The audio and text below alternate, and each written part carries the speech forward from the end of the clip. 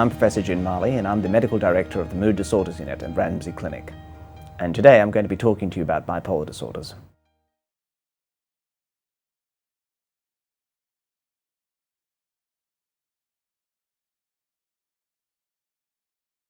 So sometimes, unfortunately, we do get asked the question as to whether bipolar disorder is associated with greater risks of harm to others, and do they pose a danger? That's certainly not my experience, and certainly the statistics don't show that. However, there is a greater risk of harm to self, and in fact, the people that are most vulnerable are the people suffering from the illness. So there's a very high risk of suicide in bipolar disorder, the highest, in fact, of any mental health problem. So one often overlooked aspect of the illness is that it's not an illness that affects an individual. It's an individual as part of a family, as part of a friendship group, and as part of a community. So the illness really has far-reaching consequences. And as a consequence of that, actually can be helped by many people around the individual with bipolar disorder pitching in, assisting them. And so the immediate family and one's partner are critical in terms of maintaining wellness.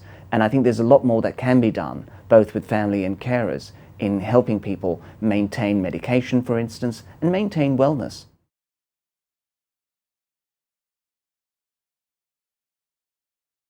So I think the most basic aspect is accepting that the person has an illness and that they haven't changed per se. It's not something that they've brought upon themselves or are responsible for. And having that support is really important. Secondly, they need to be engaged in the therapy and perhaps assisting practically in terms of perhaps supervising medication, appointments, being there, understanding the messages that are communicated either by the psychiatrist, the general practitioner, anyone else that's involved, a psychologist, for example, and being part of the picture all the time in terms of long-term management. That's fundamental to long-term wellness.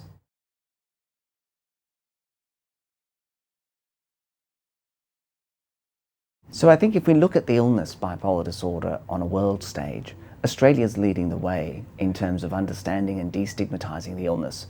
And the message I would have is that we really need to be engaging this illness, understanding it better. And individuals with the illness can help themselves to some extent in this regard by coming forward with those symptoms much earlier, realizing that there is a better understanding out there, both amongst their friends, relatives, and professionals of the illness, and there are newer treatments always being developed, and that we're managing the illness much better.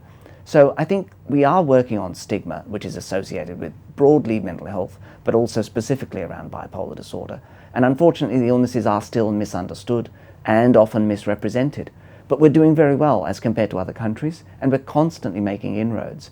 Some of the advances we've made in adolescents in particular, and the younger population, are quite remarkable.